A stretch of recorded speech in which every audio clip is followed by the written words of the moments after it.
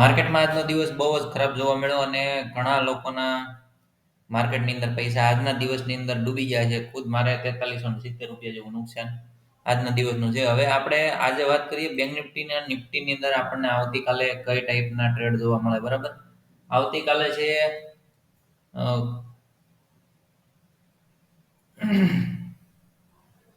નિફ્ટીની expiry, એટલે માર્કેટની અંદર તમે જોવો ને તો ખાસી એવી આજના દિવસે આપણે વાત કરી ત્યારે ડેઈલી ટાઈમ ફ્રેમની અંદર આપણે જોઈએ તો અહીંયા જે કેન્ડલ બને એની ઉપર ખાસ આધાર રાખશે. હવે બ્રેકઆઉટ કેન્ડલ છે, આવતીકાલે માર્કેટ જો ગેપ અપ ઓપન થાય અથવા તો 23,807 ના લેવલને બ્રેકઆઉટ કરે તો આપણને ટાર્ગેટ લગભગ 24,200 ઉપરના ટાર્ગેટ જોવા મળશે. પણ પોસિબિલિટી ટાઈપની હાલમાં માર્કેટની સિચ્યુએશન જોતા લાગતી નથી, કેમ કે એનું કારણ છે આજના દિવસે માર્કેટે બહુ બધાના રૂપિયા ગળકી લીધા છે, બરોબર? જે લોકો નિરાશ નથી રાખ્યા એને લગભગ એકાઉન્ટ વાઇપ આઉટ થઈ ગયેલા છે. હવે જે માર્કેટની અંદર આ ટાઈપની મુવમેન્ટ જોવા મળે છે ને એનું આપણે એક એનાલિસિસ કરીએ. અહીંયા તો પેરેલલ ચેનલ એક બનેલી છે માર્કેટમાં. સૌથી પહેલા તો આ પેરેલલ ચેનલ જ્યારે બનેલી હતી સવારમાં જેણે માર્ક કર્યું છે અથવા તો જેણે જૂના વિડીયો જોયા છે કયા ટૂલનો ક્યારે ઉપયોગ કરવો એને વધારે આઈડિયા આવી ગયો છે. ને જો ન જોયો હોય તેની લિંક હમણાં ડિસ્ક્રિપ્શનમાં નાખી છે, એમાંથી જઈને વિડીયો જોઈ લેજો. હવે આ જગ્યા ઉપર બ્રેકઆઉટ આવ્યા પછી આ બ્રેકઆઉટ ફેલ થયું ને પછી માર્કેટની અંદર ડાઉનફોલ જોવા મળ્યો.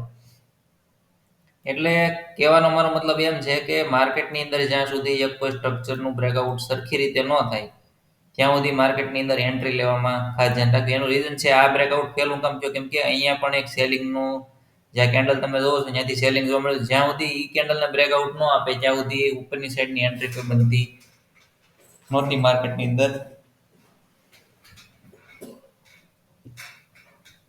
અને સવારે મોર્નિંગમાં જે આપણે ટ્રેડ લીધેલું તો એની અંદર લગભગ મારે 4300 રૂપિયા નુકસાન થઈ ગયેલું છે. ત્યાર પછી આપણે કોઈ ટ્રેડ લીધેલો નથી. અને ડાઉન સાઈડ માટે આ લેવલના બ્રેકઆઉટ પછી એક ડાઉન સાઈડમાં મોટો એક ટ્રેડ જોવા મળ્યો તો પણ છેલ્લે માર્કેટની અંદર આ કેન્ડલની અંદર લગભગ 15 પોઈન્ટની મુવમેન્ટ જોવા મળે છે ઓપ્શનની અંદર.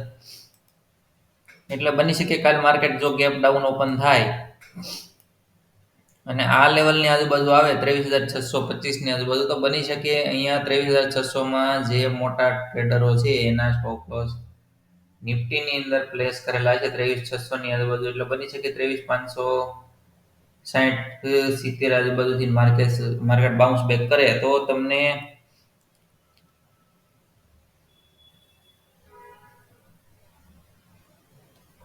ત્યાં કોઈ સરસ મજાનો સ્વિંગ જોવા મળે તો અપસાઇડ માટેની તમે એન્ટ્રી પ્લાન કરી શકો છો. અને જો ગેપ અપ માર્કેટ ખુલે અને જ્યાં સુધી આ લેવલને બ્રેક નથી કરતું 23,790 ના લેવલને ત્યાં સુધી અપસાઇડ માટે કોઈ એન્ટ્રી પ્લાન નથી કરવી. અથવા તો સેફ એન્ટ્રી જો તમારે કરવી હોય તો 23,810-20 ની બહાર માર્કેટ નીકળે ને પછી એન્ટ્રી કરવાનો પ્લાન કરવો. કેમ કે આ જે પેટર્ન બને છે ને બુલિશ ફ્લેગ પેટર્ન બને છે એટલે જ્યાં સુધી આ એક ચેનલની બહાર માર્કેટ નો નીકળે અને 23,820 નું બ્રેકઆઉટ ન આપે ત્યાં સુધી અપસાઇડ માટે કોઈ એન્ટ્રી પ્લાન કરવી નહીં. અને 23,820 ના લેવલને બ્રેકઆઉટ કર્યા પછી તમને 23,888 અને 24,000 સુધીનો સાયકોલોજીકલ નંબર જોવા મળી શકે. એટલે જે કોઈ પણ મિત્રો ટ્રેડિંગ કરતા હોય ને ખાસ ધ્યાન રાખે માર્કેટની અંદર જ્યારે મુવમેન્ટ ન હોય ને ઓપ્શનની અંદર તમે જોવો ને તો લાસ્ટમાં આ સ્વિંગના બ્રેકઆઉટ પછી 100 ના લેવલથી ના ઓપ્શનની અંદર 23,750 ના ફૂટની અંદર એન્ટ્રી જોવા મળી હતી, બરાબર? પણ ટાઈમ પૂરો થવા આવ્યો હતો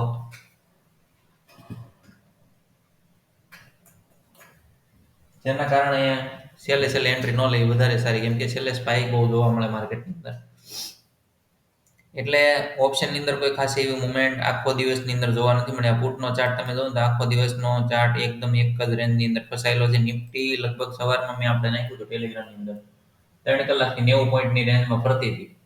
એટલે માર્કેટને આજ કોઈ એવો મૂડ નહોતો કે તમને પૈસા આપીને જવા દે, બરાબર? ઘણા લોકોએ જે સ્કેલ્પિંગ કર્યું છે અથવા તો કોકની અઠે બાજી લાગી ગઈ છે તો વળી પ્રોફિટમાં છે, બાકી મોસ્ટ ઓફલી માણસોએ લોસ કરેલા છે.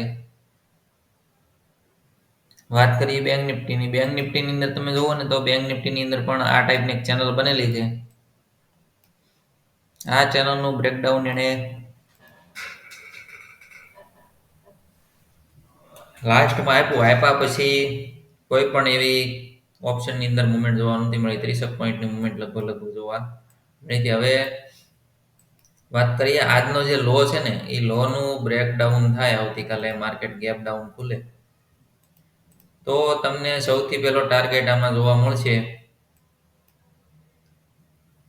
50,000 આજુબાજુનું લેવલ સૌથી પહેલું જોવા મળશે એટલે 200 પોઈન્ટનો ગેપ જોવા મળશે ત્યાર પછીનું લેવલ આવશે 49,880 અને ત્યાર પછી બની શકે માર્કેટ આ લેવલથી 49,770 થી રિટર્ન થાય કોઈ સારો એવું સ્વિંગ બનાવે તો અપસાઇડ માટે એન્ટ્રી પ્લાન કરવી પણ વચ્ચે વચ્ચે જે આ સ્વિંગ છે ને માર્ક કરીને તમારે હાલવું એટલે તમને ત્યાં ટાર્ગેટ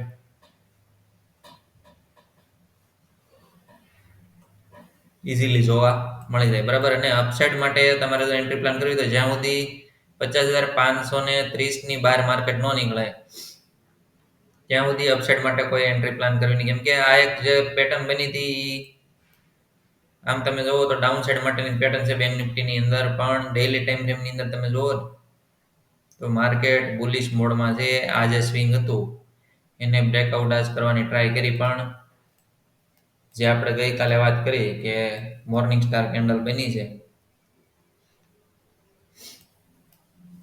તો આવતીકાલે બને કે અહીંયા કેન્ડલ નીચેની સાઈડ ક્લોઝ થાય તો તમને અહીંયાથી ડાઉન સાઈડના લેવલ જોવા મળશે અને જો આની ઉપર ક્લોઝ થશે તો રેલી કન્ટિન્યુ થશે અપસાઇડની બેંક નિફ્ટીની અંદર અને સ્ટોક માર્કેટની એબીસીડીની સિરીઝનો લગભગ 5મો ભાગ આપણે ગઈકાલે રિલીઝ કરી દીધો છે એટલે જે કોઈ પણ મિત્રોને જોવાનું બાકી હોય ડિસ્ક્રિપ્શનમાં લિંક આપું છું આખી જે પ્લેલિસ્ટ છે એનો તો અહીંયાથી જઈને તમે જોઈ શકો છો અને એમાં તે કયા ટૂલનો ક્યારે ઉપયોગ કરવો એ પણ સમાવેશ થઈ ગયો છે એટલે જે કોઈ પણ મિત્રોને જોવાનું બાકી હોય જોવાનું ચાલુ કરે અને ચેનલને સબસ્ક્રાઇબ કરવાનું ભૂલતા નહીં વિડીયોને લાઇક અને તમારા મિત્રો સાથે શેર કરવાનું ભૂલતા નહીં